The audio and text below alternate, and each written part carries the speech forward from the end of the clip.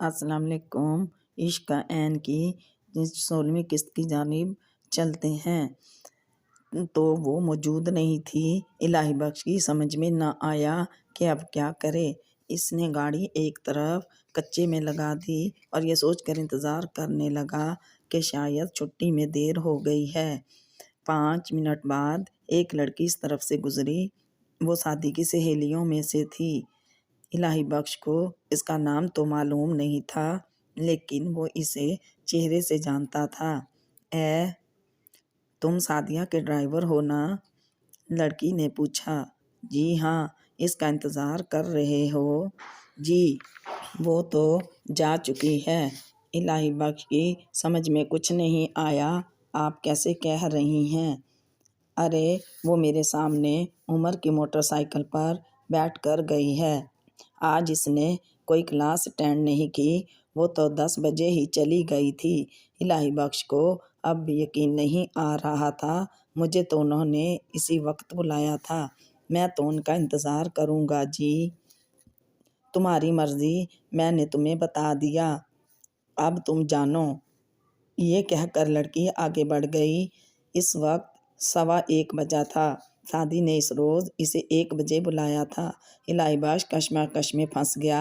عقل کہتی تھی کہ سعدی جا چکی ہے، اس کی سہیلی کو جھوٹ بولنے کی کوئی ضرورت نہیں تھی، لہٰذا اسے واپس چلے جانا چاہیے، لیکن دل نہیں مانتا تھا، اسے یہیں انتظار کرنا چاہیے۔ اس کشمکش میں 3 بج گئے۔ جب سعدی اسے 1 بجے بلاتی تھی تو وہ کھانا کھا کر نہیں آتا تھا، بلکہ کھانا واپس جا کر کھاتا تھا۔ چنانچہ اس کا بھوک سے بھی برا حال ہو گیا، مگر وہ بھوک کی وجہ سے انتظار سے دستکشی نہیں ہوا۔ البتہ 3 بجے سے یہ یقین ہو گیا کہ سعدی واپس جا چکی ہے، بلکہ ممکن ہے وہ گھر بھی پہنچ گئی ہو۔ بالآخر وہ واپس چل دیا۔ کار کو گیٹ میں داخل ہوتا دیکھتے ہی کرمو بیگم صاحبہ کو اطلاع دینے کے لیے لپکا۔ بیگم صاحبہ نے سختی سے اسے ہدایت کی تھی کہ گاڑی آتے ہی انہیں مطلع کرے۔ الہی بخش نے گاڑی پورچ میں کھڑی کری اور باہر آیا۔ اس وقت بیگم صاحبہ باہر آ گئیں، سعدی کو ساتھ نہیں لائے۔ الہی بخش جواب دینے ہی والا تھا کہ بیگم صاحبہ نے مزید کہا، تمہارے جانے کے 2 منٹ بعد سعدی نے فون کیا تھا کہ ایک اضافی پیریڈ کی وجہ سے دیر ہو جائے گی، ممکن ہے 4 بج جائیں۔ تم نکل چکے تھے، تمہیں کیسے بتایا جا سکتا تھا، لیکن اتنا انتظار کیا اور پھر بھی تم شادی کے لیے بغیر چلے آئے۔ ان کا لہجہ سخت ہو گیا۔ الہی بخش سناٹے میں آ گیا، پھر بھی وہ بہت تیزی سے سوچنے کی کوشش کر رہا تھا۔ سعدی کی سہیلی نے بتایا تھا کہ وہ 10 بجے عمر کے ساتھ چلی گئی تھی اور وہ اب تک گھر میں نہیں پہنچی تھی۔ بیگم صاحبہ کا کہنا تھا کہ سعدی نے 12:30 بجے فون کر کے بتایا تھا کہ اسے یونیورسٹی میں دیر ہو جائے گی۔ اب وہ بیگم صاحبہ کو اصل بات تو نہیں بتا سکتا تھا۔ بولتے کیوں نہیں؟ جواب دو۔ بیگم صاحبہ کے سخت لہجے نے اسے چونکا دیا۔ مجھے تو معلوم نہیں تھا بیگم صاحبہ، پھر بھی میں نے 3 بجے تک بی بی کا انتظار کیا۔ تمہیں نہیں معلوم تھا تو تمہیں قیامت تک اس کا انتظار کرنا چاہیے تھا۔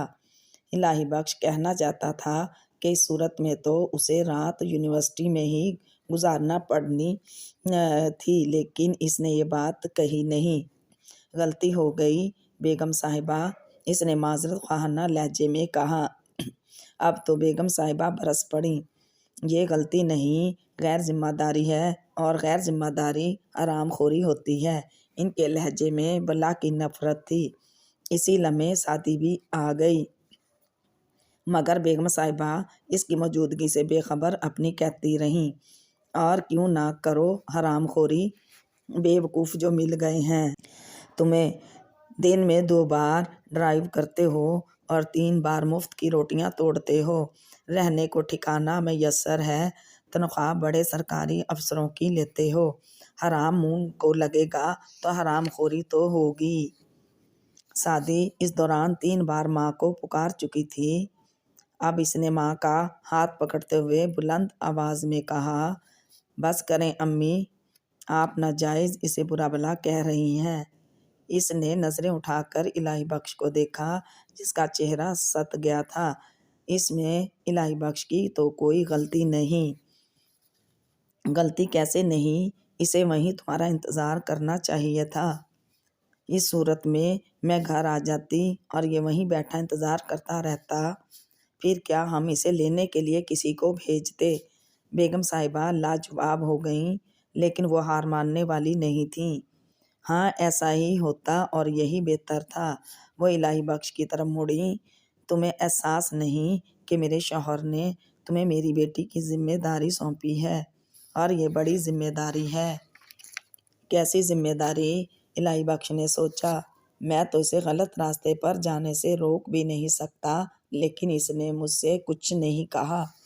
امی، آپ بلا وجہ اسے برا بھلا کہہ رہی ہیں۔ اس بار سعدی نے سخت لہجے میں کہا۔ میں نے آپ کو فون کیا تھا اور مجھے معلوم ہو گیا تھا کہ الہی بخش گاڑی لے کر نکل چکا ہے۔ میں نے آپ سے کہہ دیا تھا کہ اب میں اپنے طور پر آ جاؤں گی۔ الہی بخش نے تو بس یہ غلطی کی کہ 3 بجے تک میرا انتظار کرتا رہا۔ ہاں آنا تو تھا تو پہلے ہی آ جاتا۔ اب میں آپ کے سامنے سے کہہ رہی ہوں کہ مقررہ وقت پر میں نہ ملوں تو صرف 15 منٹ میرا انتظار کرے، پھر گاڑی لے کر چلا آئے۔ سعدی الہی بخش کی طرف متوجہ ہوئی۔ تم نے کھانا بھی نہیں کھایا ہوگا؟ نہیں جی سعدی بی بی، مجھے بھوک ہے بھی نہیں۔ بیگم صاحبہ پاؤں پٹکتی ہوئی اندر چلی گئیں۔ سعدی نے کہا، تم کھانا نہیں کھاؤ گے تو میں سمجھوں گی کہ مجھ سے ناراض ہو۔ میں آپ سے کہہ چکا ہوں کہ میں آپ سے ناراض ہو نہیں سکتا۔ خیر دیکھیں، سعدی نے بے نیازی سے کہا، لیکن کھانا تمہیں کھانا پڑے گا۔ میں جمیلہ کے ہاتھ کھانا بھجوا رہی ہوں۔ بہت شکریہ سعدی بی بی، الہی بخش نے کہا اور اپنے کوارٹر کی طرف چل دیا۔ ہر آنے والا دن گزرے ہوئے دن سے زیادہ اذیت ناک تھا۔ ہر تیسرے چوتھے دن وہ خالی گاڑی لے کر واپس آتا۔ سعدی کبھی عمر کے، کبھی جمیل کے اور کبھی کسی کے ساتھ جا چکی ہوتی۔ گھر میں وہ یہی کہتی کہ اضافی پیریڈ کی وجہ سے دیر ہو گئی یا لائبریری میں مطالعہ کر رہی تھی۔ الہی بخش اذیت میں تھا کہ سعدی غلط راستے پر جا رہی ہے اور محض تماشائی بنا سب کچھ دیکھ رہا ہے۔ عشق کا بھی تو کچھ فرض ہوتا ہے۔ عشق اپنے محبوب کو تباہ ہوتے دیکھنے کا تو نام نہیں۔ ایک روز الہی بخش نے سعدی سے بات کرنے کا فیصلہ کر لیا۔ یونیورسٹی لے جاتے ہوئے اس نے عقب نما میں سعدی کو دیکھا جو کسی سوچ میں گم تھی۔ سعدی بی بی، آپ کو یاد ہے آپ نے مجھے اختیار دیا تھا کہ میں غلط بات پر آپ کو ٹوک سکتا ہوں۔ سعدی نے چونک کر عقب نما میں اسے دیکھا۔ ہاں مجھے یاد ہے، وہ حق اب بھی میرے پاس ہے۔ کیوں نہیں ہوگا؟ میں نے سوچا ممکن ہے آپ نے چپکے سے وہ حق مجھ سے واپس لے لیا ہو۔ یہ کیوں سوچا تم نے؟ آپ بہت بدل گئی ہیں سعدی بی بی۔ میں آپ کو ٹوکنا چاہتا ہوں کیونکہ آپ غلط راستے پر جا رہی ہیں۔ میں سمجھی نہیں۔ یہ لڑکوں کے ساتھ دوستی، ان کے ساتھ جانا، پڑھائی چھوڑ دینا، یہ سب غلط ہے، آپ کے لیے نقصان دہ ہے۔ سعدی نے چونک کر اسے دیکھا۔ تمہیں کیسے معلوم ہوا؟ الہی بخش کی نظریں جھک گئیں۔ میں نے کبھی کسی سے نہیں پوچھا، ہر بار کوئی نہ کوئی بتا دیتا ہے۔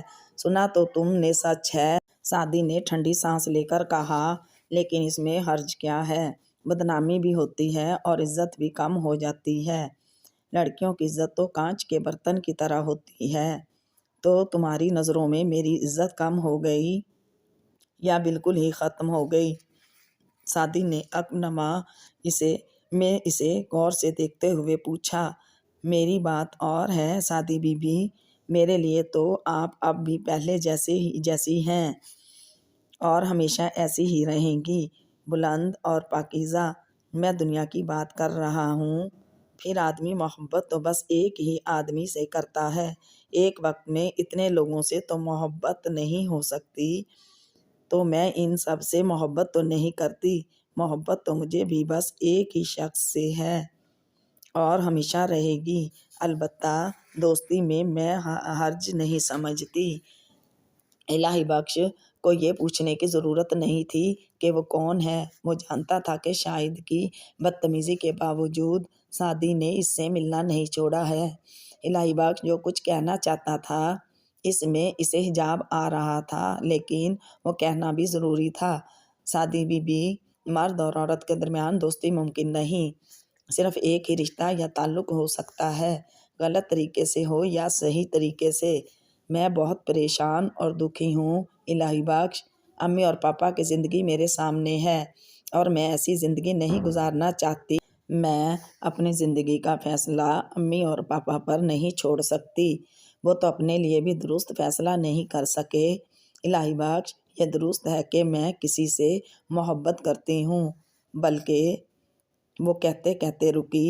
الہی بخش، میں نے ایک بات سمجھ لی ہے، شادی اپنے اختیار میں ہوتی ہے، محبت نہیں۔ مجھے جس سے محبت ہوئی میں جانتی ہوں کہ اس کے ساتھ میری شادی کامیاب نہیں ہو سکتی۔ میرے بس میں ہوتا تو میں اس محبت کو دل سے نکال پھینکتی، لیکن اس پر میرا اختیار نہیں۔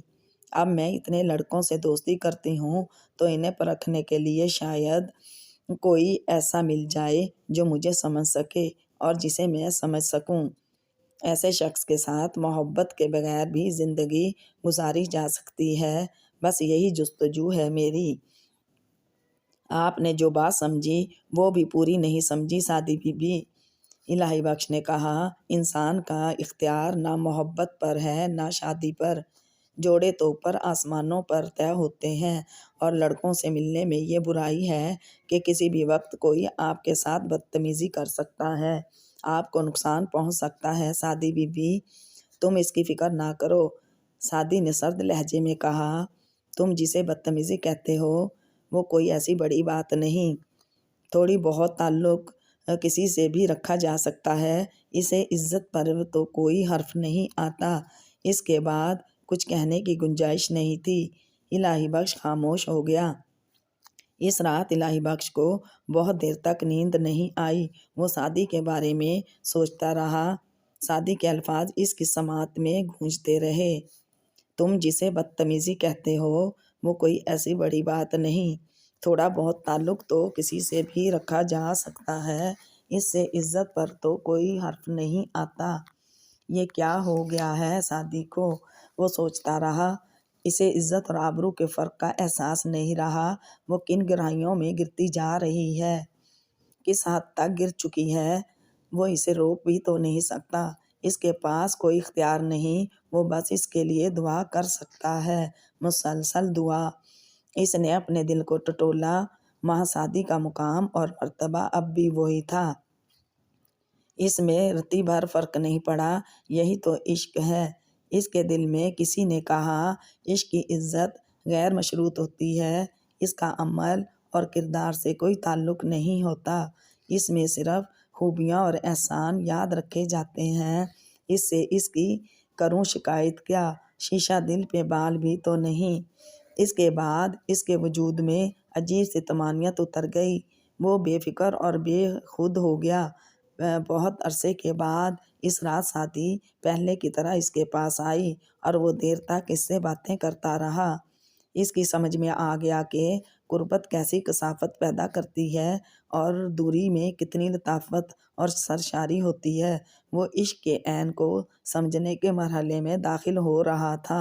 پھر ایک دن الہی بخش کے لیے واپسی کا حکم ہو گیا۔ سعدی کے معمولات اب بھی وہی تھے، ہفتے میں 2 بار الہی بخش یونیورسٹی سے خالی گاڑی لاتا تھا، مگر اس کی اذیت ختم ہو گئی تھی، اب وہ راضی برضا تھی۔ شاید اپنے دل کا بوجھ ہلکا کرنے کے بدلے اسے سکون آ گیا تھا۔ وہ اتوار کا دن تھا، شیخ صاحب بھی گھر پر تھے، گھر کے سب لوگ کسی تقریب میں جانے کی تیاری کر رہے تھے۔ شام کے وقت کرمو الہی بخش کے کوارٹر میں آیا۔ بیگم صاحبہ تجھے اندر بلا رہی ہیں بیٹے۔ الہی بخش اندر چلا گیا۔ بیگم صاحبہ اپنے کمرے میں تھیں، وہ سنگار میز کے سامنے بیٹھی تیاری کر رہی تھیں۔ زیورات کے کئی سیٹ مسیری پر بکھرے ہوئے تھے۔ الہی بخش دستک دے کر کمرے میں چلا گیا تو انہوں نے پلٹ کر اسے دیکھا۔ آؤ الہی بخش، ایک کام ہے تم سے۔ حکم کریں بیگم صاحبہ۔ پھولوں والوں کی دکان دیکھی ہے تم نے؟ جی بیگم صاحبہ، وہاں سے گجرے اور پھول لانے ہیں۔ انہوں نے تفصیل سے اسے سمجھایا اور پرس میں سے 200 روپے نکال کر اسے دیے۔ ابھی لایا بیگم صاحبہ۔ الہی بخش پھول لینے چلا گیا۔ واپس آیا تو گھر کی فضا بھی بدلی ہوئی تھی۔ گھر میں قدم رکھتے ہی اسے اس بات کا احساس ہو گیا، بیگم صاحبہ کے کمرے سے اونچی آوازیں آ رہی تھیں۔ اس کے دل کی دھڑکن تیز ہو گئی۔ اس نے بیگم صاحبہ کے کمرے کے دروازے پر دستک دی اور اندر چلا گیا۔ اندر گھستے ہی اس کے احساس کی تصدیق ہو گئی۔ کمرے میں تمام نوکر اور تمام گھر کے لوگ موجود تھے۔ نوکروں کے چہرے ستے ہوئے تھے اور مالکوں کے چہرے سرخ ہو رہے تھے۔ میں پھول لے آیا بیگم صاحبہ، الہی بخش نے کہا۔ اور انگوٹھی کا کیا کیا؟ کون سی انگوٹھی بیگم صاحبہ؟ وہی جو تم مسیری پر سے اٹھا لے گئے تھے۔ اب الہی بخش کا چہرہ بھی تمتما اٹھا۔ میں تو مسیری کے قریب گیا بھی نہیں تھا۔ اس نے احتجاج کیا۔ ہاں، دیکھا تھا کہ آپ کے زیورات مسیری پر بکھرے ہوئے ہیں۔ خود سے بتا دو تو اچھا ہے، ورنہ میں پولیس میں رپورٹ کر دوں گی۔ وہ سچ اگلوانا جانتے ہیں۔ بیگم صاحبہ، آپ مجھے چور سمجھتی ہیں؟ الہی بخش کے لہجے میں حیرت اور دکھ تھا۔ میں تو شروع ہی سے تمہیں چور اور بے ایمان سمجھتی ہوں۔ تو پھر آپ کو مجھے ملازم رکھنا ہی نہیں چاہیے تھا۔ میں نے تو نہیں رکھا، تمہیں شیخ صاحب کو بھی منع کیا تھا۔ بس تو اب آپ مجھے پولیس کے حوالے کر دیں۔ جو میں نے کیا نہیں، وہ تو میں موت کے فرشتے کے سامنے بھی تسلیم نہیں کروں گا، الہی بخش نے کہا اور کمرے میں موجود ایک ایک چہرے کو غور سے دیکھا۔ شیخ صاحب کے چہرے پر ندامت اور آنکھوں میں معذرت تھی۔ سعدی کے ہونٹ لرز رہے تھے۔ پتہ چل رہا تھا کہ وہ صرف باپ کے لحاظ سے زبان کو قابو میں رکھنے کی کوشش کر رہی ہے۔ جمیلہ اور کرمو کے چہروں پر ہوائیاں اڑ رہی تھیں۔ میں یہی کروں گی۔ اس وقت تو شادی میں جانا ہے۔ واپسی تک میری انگوٹھی مجھے مل جانی چاہیے، ورنہ تم حوالات میں ہی ہوں گے۔ بس بیگم، بہت ہو گیا۔ شیخ صاحب بولے، میں آپ سے کہہ چکا ہوں کہ ہمارے ملازمین میں سے کوئی بھی ایسا نہیں ہے، مگر آپ ساری حدیں پھلانگے جا رہی ہیں۔ تو پھر میری انگوٹھی کہاں گئی؟ اپنی چیز کا آدمی خود ذمہ دار ہوتا ہے۔ بجائے انگوٹھی تلاش کرنے کے آپ نے دوسروں کو چور بنانا شروع کر دیا۔ بس آپ پولیس ہی یہ مسئلہ حل کرے گی۔ آپ اپنا یہ شوق بھی پورا کر لیں۔ شیخ صاحب نے سرد لہجے میں کہا، میں پولیس کے سامنے اس شبے کا اظہار کروں گا کہ کسی نوکر کو پھنسانے کے لیے آپ نے خود انگوٹھی کہیں چھپا دی ہے۔ آپ بیگم صاحبہ کنگ ہو گئیں۔ اور دیکھ لیجئے گا، انگوٹھی آپ کے کمرے میں ہی ملے گی۔ اور اب آپ شادی کو تو بھول جائیں۔ دل چاہے تو ابھی پولیس کو بلا لیں، ورنہ بہتر یہ ہے کہ انگوٹھی کو کمرے میں ہی تلاش کر لیں۔ شیخ صاحب نوکروں کی طرف متوجہ ہوئے۔ تم لوگ جاؤ، میں تم سے معافی چاہتا ہوں۔ الہی بخش، کرمو اور جمیلہ کمرے سے نکل آئے۔ اندر بیگم صاحبہ کہہ رہی تھیں، سنیں، شادی میں دیر ہو جائے گی۔ میں نے کہا نا، شادی کو بھول جائیے، اب پہلے یہ مسئلہ حل ہوگا جس طرح آپ پسند کریں۔ بیگم صاحبہ جانتی تھیں کہ اب شیخ صاحب ماننے والے نہیں۔ ٹھیک ہے، میں دیکھ لیتی ہوں، لیکن میں بتا رہی ہوں کہ یہ آپ کے چہیتے الہی بخش کی حرکت ہے۔ 5 منٹ کے اندر انگوٹھی ڈریسنگ ٹیبل کی دراز میں پڑی مل گئی۔ بیگم صاحبہ کا بس چلتا تو اسے چھپا دیتی، لیکن شیخ صاحب ان کے سر پر مسلط تھے۔ اب سوچیں کہ پولیس کو بلاتی تو اس وقت آپ کی کیا پوزیشن ہوتی؟ شیخ صاحب نے فاتحانہ لہجے میں کہا، ایسی خاص بات نہیں، غلطی انسان سے ہی ہوتی ہے۔ بیگم صاحبہ نے بے پرواہی سے کہا، آپ کو معلوم ہے کہ کسی پر تہمت لگانا کتنا بڑا گناہ ہے۔ سعدی بولی، اب تم مجھے اخلاق نہیں پڑھاؤ۔ بیگم صاحبہ نے جھنجھلا کر کہا، آپ کو خود چل کر ان سے معافی مانگنا چاہیے۔ شیخ صاحب نے کہا، یہ بات آپ ہی سوچ سکتے ہیں، سوچنے کی بات نہیں۔ میں اس پر عمل کراؤں گا۔ شیخ صاحب نے زور دے کر کہا، ورنہ ابھی میں خود آپ کے میکے جانے کا شوق پورا کروں گا۔ مجھے صرف اتنا بتائیں کہ آپ شادی میں چلنا چاہتی ہیں یا اپنے میکے؟ شیخ صاحب کے اس لہجے سے رخسانہ بیگم خوب واقف تھیں۔ چلیے، انہوں نے تھکے ہوئے لہجے میں کہا۔ الہی بخش اپنے کوارٹر میں بیٹھا الجھ رہا تھا۔ اسے یاد تھا کہ عشق سے پہلے وہ بہت خوددار ہوا کرتا تھا، مگر اب وہ بہت کچھ سن کر پی جاتا تھا۔ پچھلی بار بیگم صاحبہ نے اسے حرام خور کہا تھا۔ الہی بخش کے نزدیک وہ بہت بڑی گالی تھی، پھر بھی وہ پی گیا تھا، لیکن آج بات بہت آگے چلی گئی تھی۔ بیگم صاحبہ نے اس پر چوری کا الزام لگایا تھا۔ الہی بخش کا اپنا ایک ضابطہ اخلاق تھا۔ اس کی روح سے وہ کسی کو مطلع کیے بغیر بھی یہاں سے جا سکتا تھا۔ اتنا کچھ سننے کے بعد اس کی یہ ذمہ داری نہیں تھی کہ نوکری چھوڑنے کا اعلان کرے اور پھر جائے، لیکن اتنا کچھ ہونے کے بعد بھی اس کے دل میں یہاں سے جانے کا خیال نہیں آیا تھا۔ شیخ صاحب بلا شبہ بہت اچھے انسان تھے اور وہ ان کا بڑا احترام کرتا تھا، لیکن ان کے احترام میں وہ اس توہین کو نہیں پی سکتا تھا۔ البتہ صادق کے عشق میں اتنی قوت تھی کہ وہ اسے ہلنے نہیں دے رہا تھا۔ پھر بھی توہین کے زخم سے ٹیسیں تو اٹھ رہی تھیں۔ اسی وقت دروازے پر دستک ہوئی۔ اس نے جا کر دروازہ کھولا اور حیران رہ گیا۔ سر جی آپ؟ اس نے بیگم صاحبہ کو نظر انداز کرتے ہوئے کہا۔ ہاں الہی بخش، شیخ صاحب نے کہا اور رخسانہ بیگم کی طرف دیکھا۔ انگوٹھی مل گئی ہے الہی بخش؟ بیگم صاحبہ نے کہا۔ میرے ڈریسنگ ٹیبل کی دراز میں تھی۔ بڑی خوشی کی بات ہے بیگم صاحبہ، الہی بخش نے خشک لہجے میں کہا۔ بس شیخ صاحب نے کیڑے لہجے میں رخسانہ بیگم سے کہا، یہی کہنے کے لیے یہاں آئی ہیں آپ؟ دیکھیے شیخ صاحب، آپ مجھ سے یہ امید نہ رکھیں کہ میں ایک نوکر سے معافی مانگوں گی، رخسانہ بیگم نے کڑے لہجے میں کہا۔ شیخ صاحب کچھ کہنے ہی والے تھے، مگر ان سے پہلے ہی الہی بخش بول اٹھا۔